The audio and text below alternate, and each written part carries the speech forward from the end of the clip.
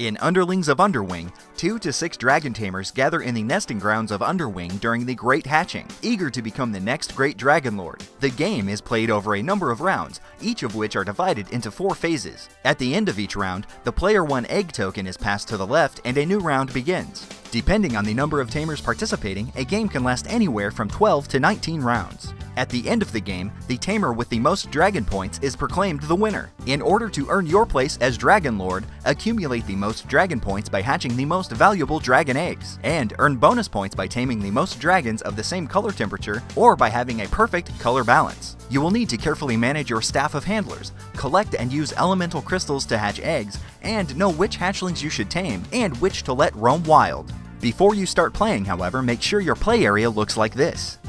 This is the egg deck. Cards are pulled from this pile to create the hatching grounds here. The element crystals are kept in the parts bag to be drawn at certain times during gameplay and placed onto egg cards in the hatching grounds. This is the field mat where you can assign your handlers to grant access to specific element crystals you need to hatch eggs. And this is the tracker mat, where players track the number of handlers they currently control, as well as the current game round. Each player should take 2 handlers of their chosen color and place them in the break room area of their player mat. Give the player 1 egg token to the person who most recently ate eggs in real life. And now, you're ready to begin. Each phase will always begin with the player holding the egg token and pass to the left. Phase 1. Element Collection.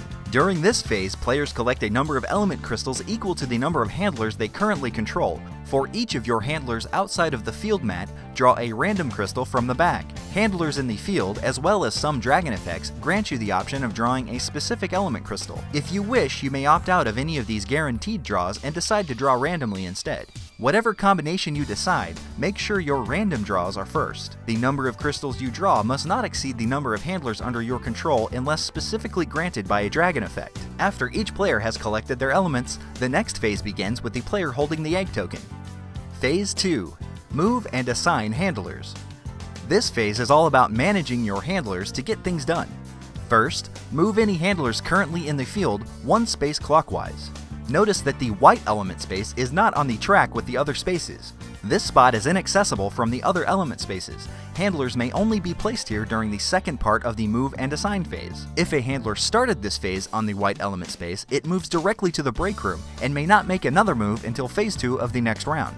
Next, each player chooses 1 handler to assign or unassign, either from the break room onto a chosen field space or an unclaimed egg card, or from either the field mat or hatching grounds back into the break room. When assigning your handlers, remember, any new handlers gained in the previous round are eligible for this action. A handler that was returned to the break room from the white space at the beginning of this phase may not be moved again until the next round. Handlers may only be placed on eggs free of other handlers, and on the field mat, 2 of your own handlers may never occupy the same space. However, handlers from different players are allowed to share a single space. After all players have completed their moves, continue to the next phase. Phase 3. Imbuing eggs.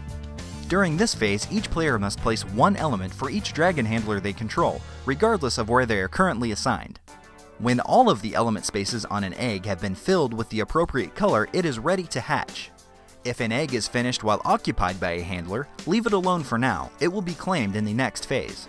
Eggs completed in the absence of a handler, however, are hatched immediately, applying their red banner effects and occupying that space for the rest of the game. Be careful, if at any time the hatching grounds are filled with these wild dragons, the game ends and nobody is proclaimed Dragon Lord.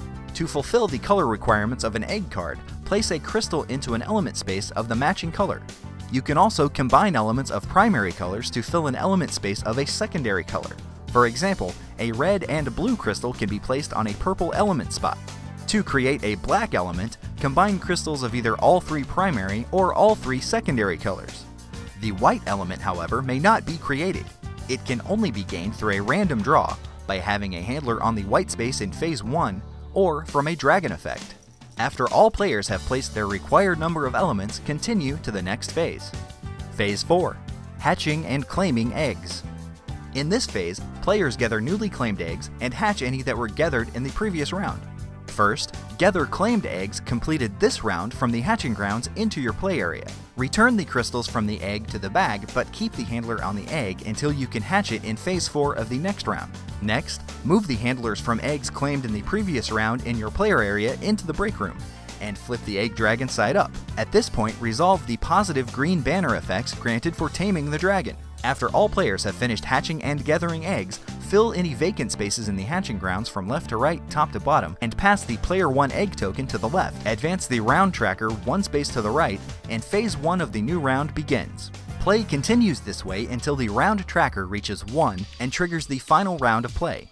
In the final round, claimed eggs are hatched immediately and their positive effects resolve. At the end of the final round, add up your dragon points. Add 15 bonus points to the player with the most warm dragons, the most cool dragons, and another 20 for perfect temperature balance.